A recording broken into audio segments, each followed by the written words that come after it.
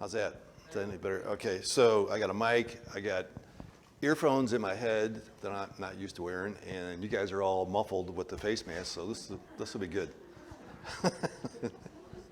I'll be having to read. I can't read lips, you know. I have to look at your eyes. Scott and Rachel, it's Piper. Piper? Pieper. I knew I'd say it wrong. Pieper.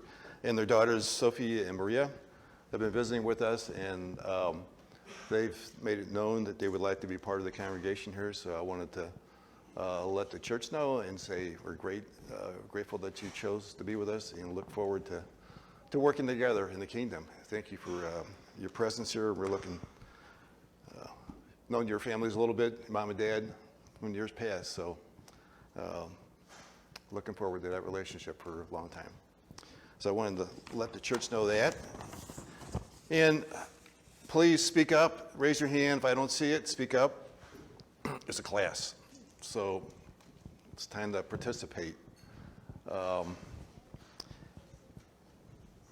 don't have all the answers. I'll do my best. Kind of following Brent Kircheville is the son of Barry Kircheville, who preaches in Florida. He has a lot of workbooks, study kind of material. I've kind of used that myself on this book of Joshua. It's free, you can get that online, just so you know where some of my material will come from, but some questions, some guidelines. But other than that, before we get started in it, I would like to talk about the big picture about things. Maybe I'll just get this one slide over with. That's generally how people divide the book up in the 4 sections. You know, Joshua leads Israel. Then you have section where there's battles with the Canaanites. Then that ends and the land is divided with the 12 tribes. And then the last few chapters are Joshua's final words to Israel, kind of like what Moses did in Exodus. So with that in mind, before we get into the book, I'd like to do 2 things. One is talk about what do we know about Joshua. And before that, I'm talking big picture, major themes, Old New Testament application. What most of us know, Joshua, remember some of the details, but we understand what happened. But what would be some picture themes that we could remember as we go through Joshua? Not just reading Joshua and what happened there, but the application and how it plays in with God's plan, his plan of salvation and so forth.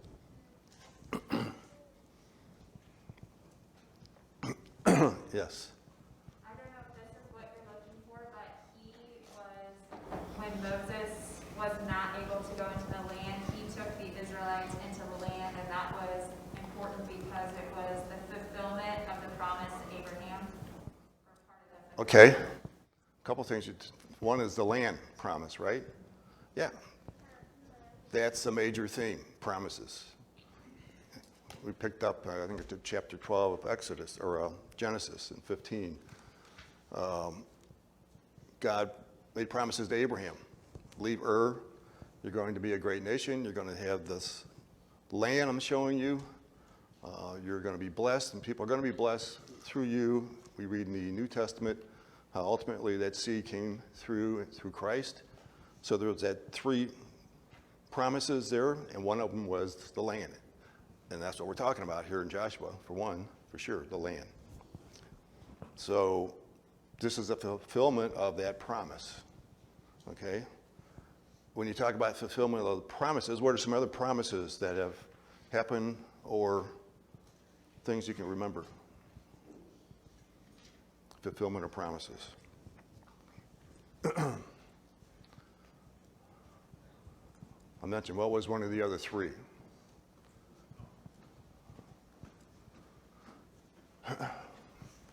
Yes. One of the promises I was thinking of was that the people would not enter into the promised land if they wouldn't go take so for 40 years, Joshua and Caleb endured along with the others, but they were the ones that got to go in. They were the only, I'm sorry, go ahead. While the rest of them died, and their offspring were able to. That was one of the promises, one of the judgments God made. They were the only two born in Egypt that made it to the promised land.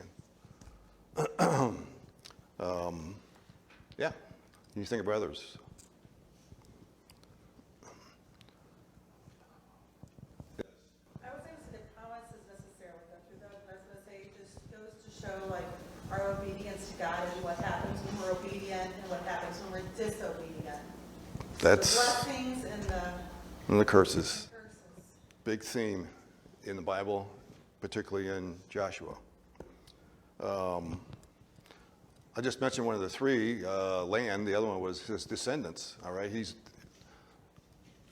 Abraham goes to the Canaan, and we know that eventually his descendants, Isaac, Jacob, families go to Egypt. They're there for so many years as slaves, eventually. And one of the promises was God was said, for a period of 400 years, you're going to be enslaved in a land that's not yours. And after that 400 years, there's going to be a judgment on that country.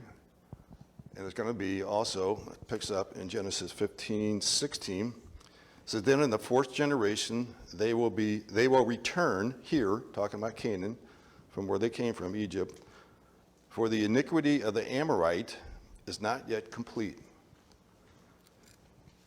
And we know it was 400 years in Egypt. They were slaves, and they came out. And it just gives you a little raise a hair on your arms that God said, 400 years waiting. The Amorites, their judgments are going to come. And it came to pass as, that's a big part of the story here, of Joshua, going into the land and clearing out those people. And we can also pick up in Deuteronomy, chapter 9, verses 4 and 5. This is from Moses. Do not say in your heart, when the Lord your God has driven them out before you, because of my righteousness, the Lord has brought me in to possess this land. But it is because of the wickedness of these nations that the Lord is dispossessing them before you. It is not for your righteousness or for the uprightness of your heart that you are going to possess their land, but it is because of the wickedness of these nations that the Lord your God is driving them out before you, in order to confirm the oath which the Lord swore to your fathers, to Abraham, Isaac, and Jacob. And so that's another promise that's being fulfilled. Think of any other promises? Yes. One of the things that I don't know if it's a promise, but it seems like it goes right here. With the Genesis 15 and the Deuteronomy 9, God said with the Amorites and the people in the land that he's driving them out because of their wickedness. And that gives, the book of Joshua gives a lot of people trouble because they start thinking about things like genocide and killing every living thing in the land and all of this. But I think, rather than dwelling on some stuff like that, we could say, number one, God was patient with these people for way longer than we would have been patient with them. But to Benny's point earlier, it's a picture that God will not tolerate wickedness forever. And so it's called the ban. This destruction of the people of the land that Joshua was doing, not because the Jews were righteous, but because the people of the land were wicked. It should be a picture to us and to the world that God won't tolerate it Yeah. forever. Thank you for saying that. That's a good thing to remember. And what's important to remember this, that we'll be going back to us, is when we get to those chapters of the battles, it is kind of blunt. He's going to take them out. And it kind of gave me trouble when I read it. I said, wait a minute, this is Jesus' love and compassion and all that. But at this point in history, in God's plan, and where people were, this is what needed to be done. And I think we also will read that even the land, God says, was defiled. I don't know how bad wickedness has to be before the land is defiled, but that sounds pretty bad. That you've ruined the land even. So, promises made, promises fulfilled, or statements and judgments made. One more at the end of Joshua. If you look at Joshua 23:14. Anybody had Joshua 23:14? You could read it. This is at the end of the book, basically. And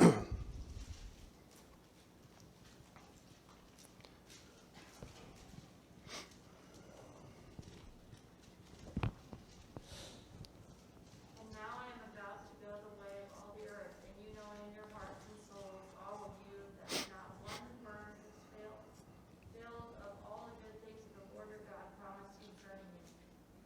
All come to pass for you, not one of them has failed. Okay, that's coming from the end of the story of Joshua. Everything God said about them possessing the land, I'm going to be with you, you're going to be overcome them. All those promises came to pass, and he's reminding the people. So, putting this together, we need to remember that for our own selves. But the promises, God, in his time, fulfills his promises.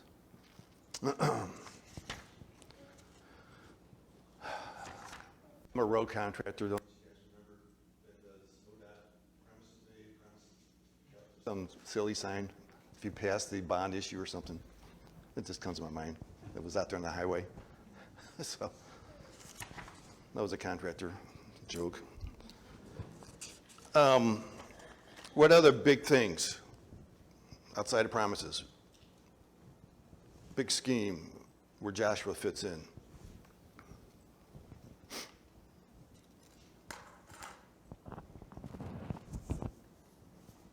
Yes. This last time I read through, it's kind of similar, but I read through this book with the lens that, because it says a lot, people must be strong and courageous. And previous times I had always read it like, be strong and courageous for battle. But when I read it through this time, that they must be strong and courageous to trust God to fulfill his promises. And that would mean they would initiate a battle, and they would initiate going into these really scary situations. And I think it really helped me translate into like the spiritual battles I'm going up against, because it's hard to be strong and courageous. I think he'll fulfill his promises that he's made to us. Great points. What happens in this story? What's the river that's involved? Pardon me? The Jordan. What does the Jordan kind of represent?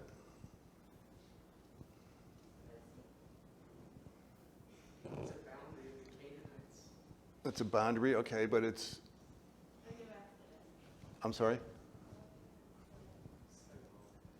Another Exodus? It's like a second. I'm sorry, I can't hear. It's like a second Exodus, like another. Okay, well, yeah, it is. Jordan River is going to be parted, just like the Red Sea, which is another concept. Joshua, kind of like Moses. But when you cross, what do we see in the songs? Crossing the Jordan, etc., the Promised Land. On one hand, is crossing over to heaven, that concept. But on a more, what actually happened on the ground concept, what happened crossing the Jordan? What's going to happen? The battles. You were talking about application and the life, the battles we have, trusting God. So it kind of represents a Christian life. Crossing over was going to be not easy. God was going to be with them. God was going to give them the victory. They had to do their part, but there was going to be a lot of battles. Sometimes they failed. One we'll read about here another week or so is a big one with Achan. It kind of represents what we go through in life as Christians, the challenges, with there's battles, there's difficulties.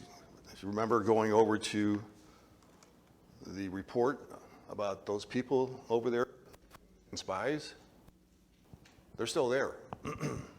They're big and strong and powerful. Challenge to take out, but God said He is going to be with them, and it was His fight too. So this idea of redemption, a second chance, big picture, death, heaven, going into heaven, big picture, the Jordan River,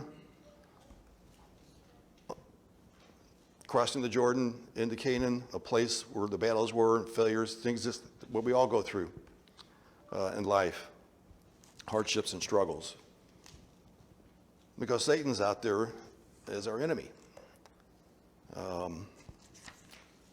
Ephesians 6:10, finally be strong in the Lord and in the strength of His might. Put on the full armor of God so that you will be able to stand firm the schemes of the devil. For our struggle is not against flesh and blood, but against rulers and against powers, against world forces, this darkness, against the spiritual forces of wickedness in the heavenly places. So we all live in battles, in case we don't know about it, just to remind ourselves. But the good news, God gives victories. And He gives the ultimate victory. Heaven, promised. So we have Abraham, the father of the nation of Israel. We have Moses as the deliverer of Israel out of bondage. And God is using now Joshua to give the land to the people. Why would the land be important? Why would He make that part of His big theme, His promises?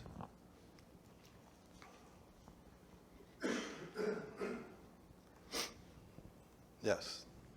It seems kind of practical if you're gonna have a large family, you need a place to be. Yep. But then also I think it kind of fits with just Him, what He's done for us all throughout, ever since He created us. He gave us a place to be. And so He gave Adam and Eve a garden to live in, and now He's chosen Abraham and his family, and He's gonna give them a place to live. And if they follow Him, it will be a good place to live, and He's gonna bless them. But of course, just like Adam and Eve, and like us, they're gonna screw it up. Yeah. Yes. Steve. Well, I think He needed to give them a place to live because eternally He has made for us a place. And the covenant that He had with them is a model, is a shadow of the eternal covenant with us. And so in order to be that model, they had to have a place. Yes. And this, again, is that big picture we're talking about. As you study, go through Joshua, to remember the big picture. The land's necessary for a place for them. There's, I don't know how many thousands came out. I remember 600,000 or somewhere that number comes to my mind, like Egypt.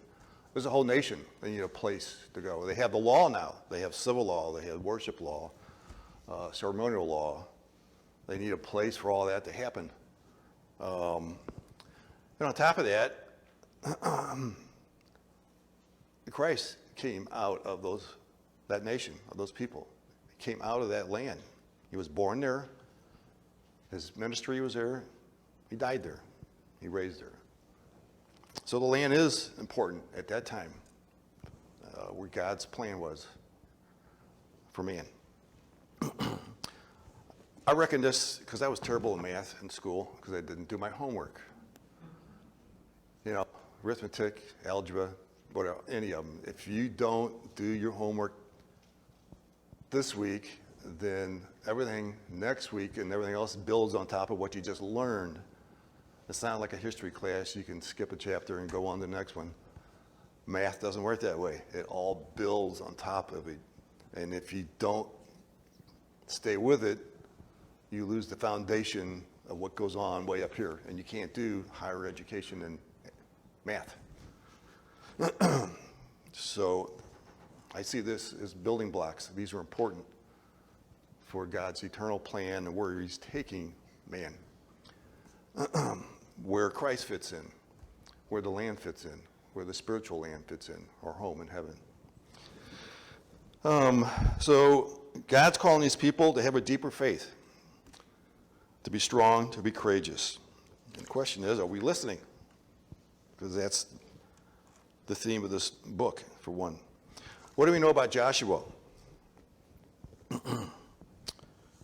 Exodus 17, starting in verse 8 through 13. Can anybody read that? Exodus 17, 8 through 13.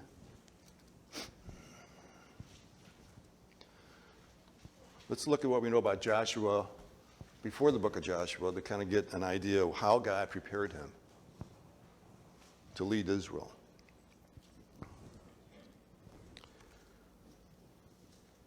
Anybody have 17, 8 through 13? Okay. Then Amalek came and fought against Israel at Rephidim.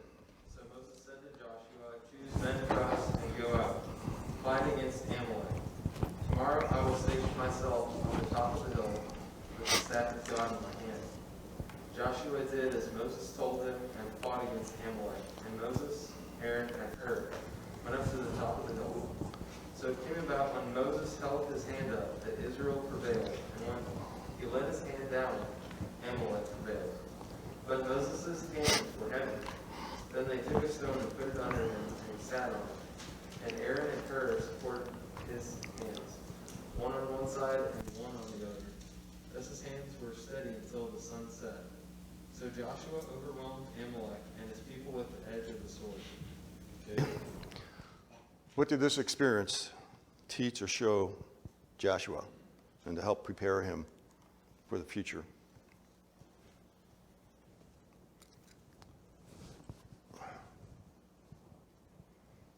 He was a commander. Yeah, I don't think there's anything recorded prior to this that they're in a battle, and a big battle, and now he's learning how to fight, I would say, as a general, as a leader. All that comes with that, delegating, learning how to fight, a war, a battle against people.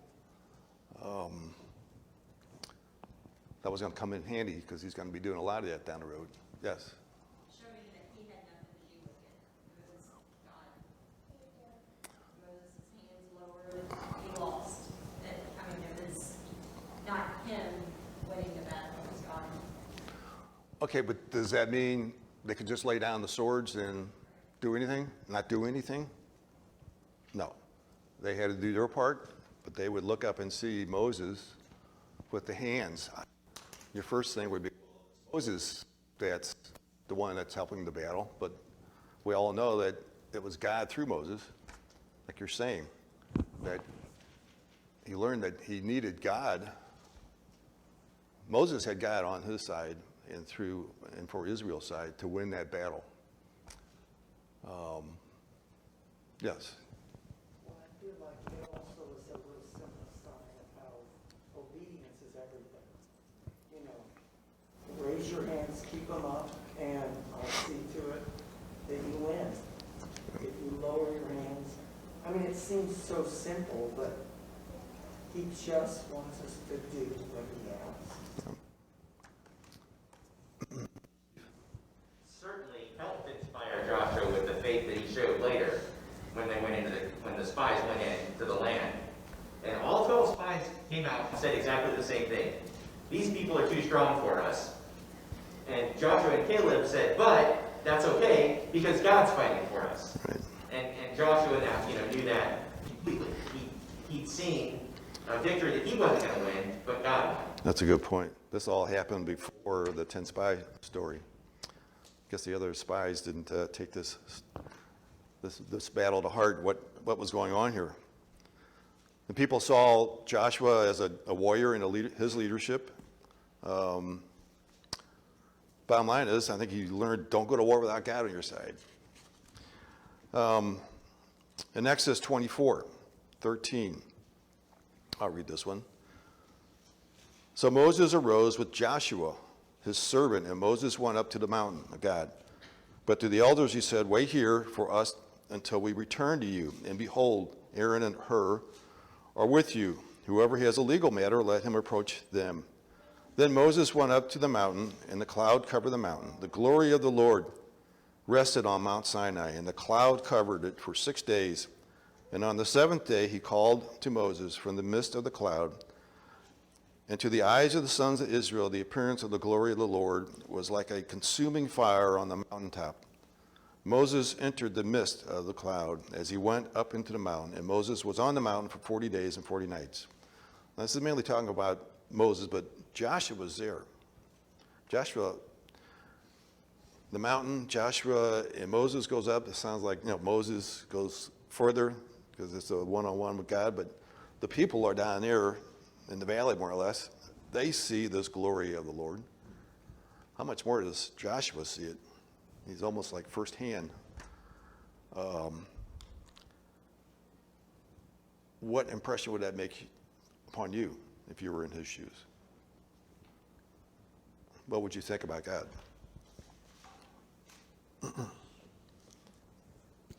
After seeing all the stuff that was going on, I think you'd have a lot of respect and belief and reverence toward Jehovah. Steve. I may be jumping ahead a bit, I don't know if you were going to hit this point, but when they come back down, I think one of the things Joshua also learns is that leadership position of God's people is a tough one. We were gone for 40 days, and they managed to mess things up with the golden calf and everything. Now, Joshua was not a part of that, but he certainly would have seen the propensity of his people, and you see that even in his parting words, who are you going to serve? Right? And I think he kind of suspected the answer because they showed who they thought they would serve. That is one of the other items to think about Joshua. He came down and he thought it was a war or something was going on. He finds out, no, the people were celebrating the calf and going completely opposite of God's. After just seeing all this, they completely turn when they're left. That would give you a sad commentary on humanity and how we can be. And I would think I would remember that if I was him, that the people could turn on you on a dime like they did on Moses repeatedly and start grumbling when things didn't go well. And they had somebody to gripe at, and they griped at Moses. Really, they were griping at God. So yes, good point there. One more here. Exodus 33:11. Thus the Lord used to speak to Moses face to face, just as a man speaks to his friend. When Moses returned to the camp, his servant Joshua, the son of Nun, a young man, would not depart from the tent. Now, this story kind of falls in line where the people are repenting and so forth, and the tent is out there. Moses would go out to the tent. The people, when Moses would go out to the tent, the people would stand at their own tents and worship God. But it says Joshua would stay at the tent when Moses would go back to the camp. I don't know. What are your thoughts? What does Joshua learn about God there? Well, if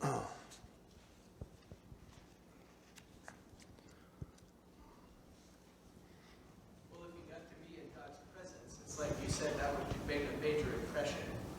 But until I went through some of these passages that you're going through, where it mentions Joshua in Exodus and Numbers and Deuteronomy, I'm not sure I've ever appreciated what a big deal Joshua was leading up to the book of Joshua. Yeah.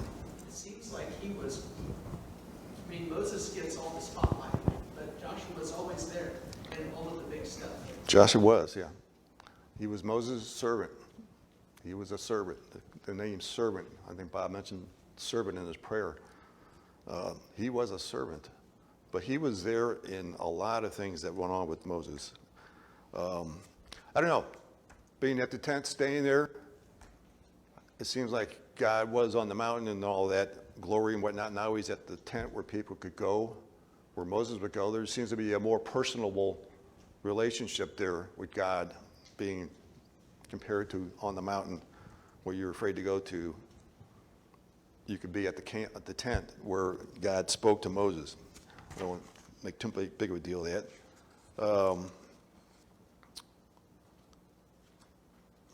Another one out of Numbers 11:27. So a young man ran and told Moses and said, Eldad and Medad are prophesying in the camp. Then Joshua the son of Nun, the attendant of Moses from his youth, said, Moses, my Lord, restrain them. But Moses said to him, are you jealous for my sake? Would that all the Lord's people were prophets, that the Lord would put his spirit upon them. I think this is coming after the story where Moses says, I can't deal with all this. It's too much responsibility, and God gave 70 elders to delegate authority. And part of that, these two men were prophesying in the camp. So what do you see from Joshua's position on this compared to Moses?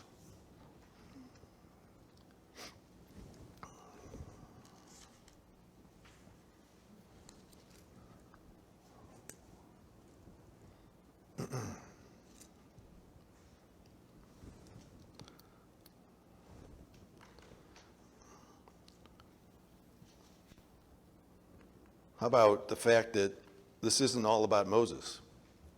This is about God's glory. Moses was happy others were glorifying God. He wasn't going to be jealous about it. He was humble enough, realized the importance of this isn't about Moses, this is about God's and God's work. I think Joshua may learn some humility, the fact that it's not all about me or the leader or Moses or someday Joshua. If others are glorifying God, then that is wonderful news, as Moses took it. There's no reason to be jealous about that. I think in Philippians, didn't Paul talk about people that were preaching Jesus for the wrong reasons, some for the right reasons?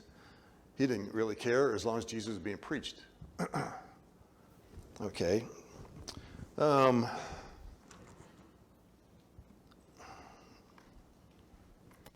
Let's go down to toward the end of Joshua and Deuteronomy, end of Moses transitioning over to Joshua in Deuteronomy 31, 1 through 8. So Moses went and spoke these words to all Israel, and he said to them, I am 120 years old today. I am no longer able to come and go, and the Lord has said to me, you shall not cross this Jordan. It is the Lord your God who will cross ahead of you. He will destroy these nations before you, and you shall dispossess them. Joshua is the one who will cross ahead of you, just as the Lord has spoken. The Lord will do to them just as he did to Sihon and Og and the kings of the Amorites into their land when he destroyed them. The Lord will deliver them up before you, and you shall do to them according to all that the commandments which I commanded you. Be strong and courageous. Do not be afraid or tremble at them, for the Lord your God is the one who goes with you. He will not fail you or forsake you. Then Moses called to Joshua and said to him in the sight of all Israel, be strong and courageous, for you shall go with this people into the land which the Lord has sworn to their fathers to give them, and you shall give it to them as an inheritance. The Lord is the one who goes ahead of you. He will be with you. He will not fail you or forsake you. Do not fear or be dismayed. This is the end of Moses' life, basically. What's happening here, basically? Passing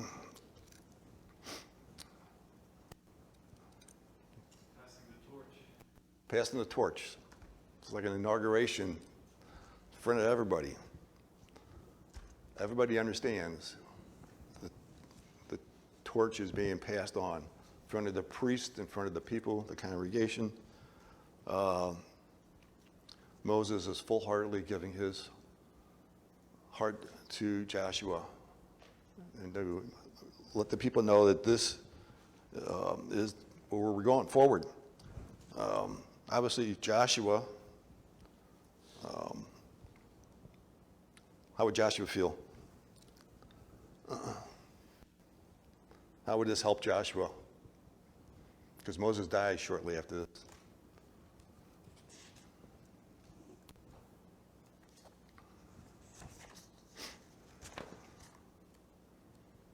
I think it's interesting that he says, be strong and courageous, do not fear them or be in dread of them, because all of my feelings would be a sense of weakness, a sense of cowardice. How can I do this? You're Moses. They're big, I'm not. We're a small people. We have no place to retreat to. They're a wandering nation, more nomadic than anything. But for Moses to say it, and for him to follow it, but the Lord will never leave you nor forsake you, that the gravity of those words are so intense. And then how it's followed up in the first chapter, first few verses of Joshua, that repetitive effect of be strong and courageous, be strong and courageous. The Lord's with you. And that, to me, is humble.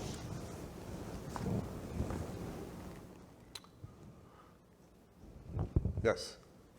I was just going to contribute, as we were looking at all these stories of Joshua and Moses, it's pretty admirable that Joshua is content to be in the servant role for so long. And sometimes, especially if you think about someone who's going to be the leader of a nation and a military general, and maybe we just got done with Samuel and seeing David's generals, like, they were not content to be on the sidelines or in the shadows or waiting in the wings.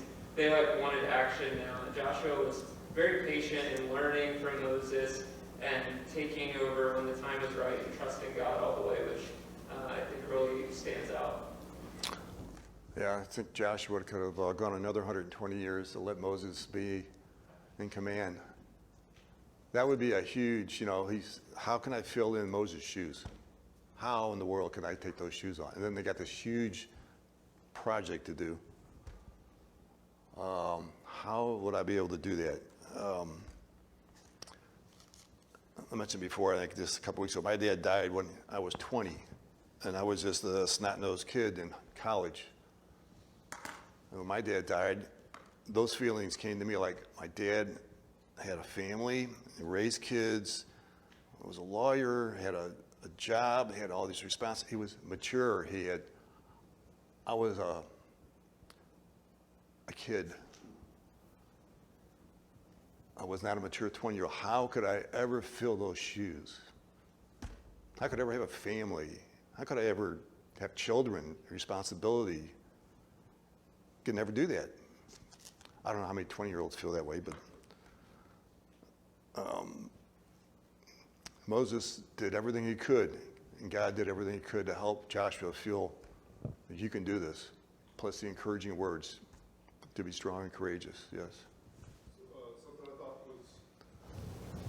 Something I thought was interesting, now we're reading about where Moses just holds and his staff up in the air, or they'll lose afterwards.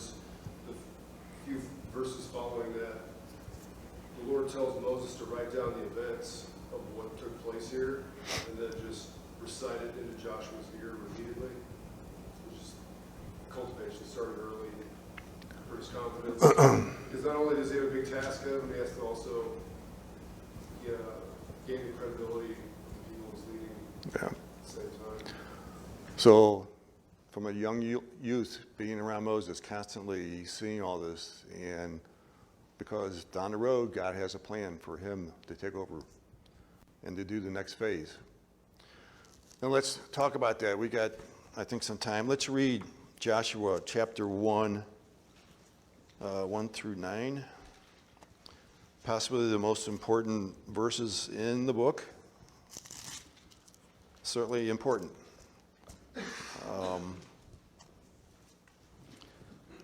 Can I get a volunteer to read 1 through 9? Yes. Now it came to pass, after the death of Moses, the servant of Jehovah, that Jehovah spake unto Joshua the son of Nun, Moses' minister, saying, Moses my servant is dead. Now therefore arise, go over this Jordan, thou and all this people, unto the land which I do give to them, even to the children of Israel. Every place that the sole of your foot shall tread upon, to you I have given it, as I spake unto Moses. From the wilderness and this Lebanon, even unto the great river, the river Euphrates, all the land of the Hittites, and unto the great sea toward the going down of the sun, shall be your border. There shall not any man be able to stand before thee all the days of thy life. As I was with Moses, so I will be with thee. I will not fail thee, nor forsake thee. Be strong and of good courage, for thou shalt cause this people to inherit the land which I swear unto their fathers to give to them. Only be strong and very courageous, to observe and do according to all the law which Moses my servant commanded thee. Turn not from it to the right hand or to the left, that thou mayest have good success whithersoever thou goest. This book of the law shall not depart out of thy mouth, but thou shalt meditate thereon day and night, that thou mayest observe to do according to all that is written therein. For then thou shalt make thy way prosperous, and then thou shalt have good success. Have I not commanded thee? Be strong and of good courage. Be not affrighted, neither be thou dismayed. For Jehovah thy God is with thee, whithersoever thou goest. So what does the Lord tell Joshua 3 times here? in verses 5 through 9. Be strong and courageous. Be strong and courageous. Oh, I got a cramp in my toe, sorry.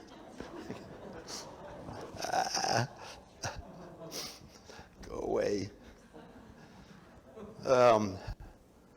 Be strong and courageous. And we just talked about this. You know, why do you think the Lord needs to tell him this?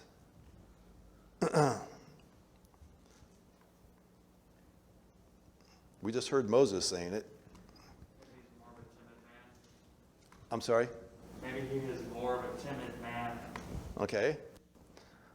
These are the words right from God, too.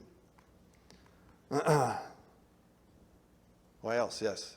I was thinking it's one thing to be a servant with Moses who's in the lead, but it's another mantle entirely that you're taking on, or another yoke, you might say, that you're taking on when you're right there at the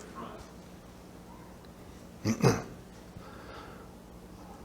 The bell's going off here in a second, looks like. Just go back. Remember the story of the 10 spies.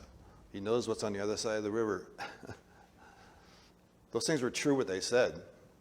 What they forgot to say was, what Caleb and Joshua said, that God would fight the battles for them. But there was a tough group of people across that river. They were bigger, stronger. Anak, I think, wasn't Goliath out of that, an Anak, or I can't remember. They were big people. I know the 10 spies kept saying, they're big, they're huge. He knew how Moses had trouble with the people, There weren't always a rosy relationship. They were rebellious sometimes. Why would they be any different for Joshua? And how you deal with that. Who doesn't need encouragement? Again, coming right from God.